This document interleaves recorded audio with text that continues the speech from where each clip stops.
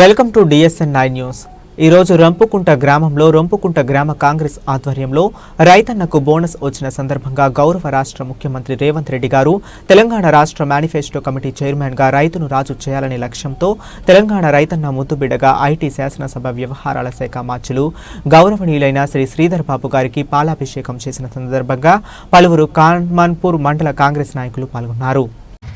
ఏదైతే రైతన్నకు సన్నాలు వండించిన రైతన్నకు 500 క్వింటాల్కు 500 బోనస్ రావడంతో ఆనందోత్సాహంలో రొంపుకుంట రైతన్నలు గౌరవ రాష్ట్ర ముఖ్యమంత్రి వర్యులు రేవంత్ రెడ్డి అదేవిధంగా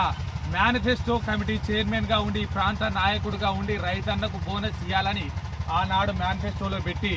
ఈ ప్రాంతానికి పెద్ద దిక్కుగా ఉన్నటువంటి గౌరవ శ్రీ శ్రీధర్ బాబు గారికి పాలాభిషేకం కార్యక్రమానికి ఇక్కడికి విచ్చేసిన ప్రతి ఒక్కరికి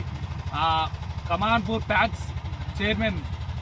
ఇనగంటి భాస్కర్ అన్న గారికి, గ్రామ శాఖ అధ్యక్షుడు పోల నరేందర్ గారికి, గ్రామ సర్పంచ్ తక్కం రవణ గారికి, అదేవిధంగా మండల ఉపాధ్యక్షులు భాద్రప్ శంకర్ గారికి, అదేవిధంగా స్టేట్ PCC కోఆర్డినేటర్ చక్రవర్తి గారికి, అదేవిధంగా పోల నరసింహగౌడ్ గారికి, అదేవిధంగా గ్రామ ఉప సర్పంచ్ గారికి, ఇక్కడికున్న ప్రతి ఒక్కరికి పేరు పేరున కాంగ్రెస్ పార్టీ రైతాంగం తరఫున అదేవిధంగా మాజీ అధ్యక్షుడు సీనుకు కూడా ప్రతి ఒక్కరికి కృతజ్ఞతలు తెలుపుతూ, కాంగ్రెస్ పార్టీ అంటేనే రైతన్న పార్టీ. గతంలో పండించిన పంటకు తప్ప తాలు పేరుతో ఒక్కో వడ్ల బస్తా మీద 3 కిలోల నుంచి 4 కిలోలు కట్ చేసిన వైరాన్ని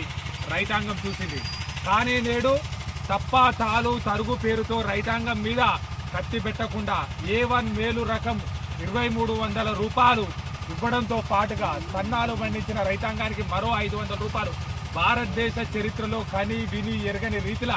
2800 రూపాయలకు క్వింటాల్గా ఇది టోటల్ ఇండియా మొత్తంలో భారతదేశంలో అత్యధిక రేటునిచ్చి తెలంగాణ రైతాంగాన్ని రాజును చేయాలనే లక్ష్యంతో పనిచేస్తున్నటువంటి కాంగ్రెస్ ప్రభుత్వానికి ఇవాళ పాలాభిషేకం చేయడం జరుగుతూ ఉంది. దీనికి సంబంధించి రైతన్నకు దాదాపుగా 4 విడతల్లో 23,000 కోట్ల రూపాయలతోటి దాదాపుగా 26 లక్షల రైతాంగానికి 26 లక్షల మంది రైతులకు 2 లక్షల లోపు రుణమాఫీ చేయడం జరిగింది. ఒక పెద్దపల్లి జిల్లాకు సంబంధించి 3,100 మంది రైతాంగానికి సంబంధించి 3,1800 రైతాంగానికి సంబంధించి 3,100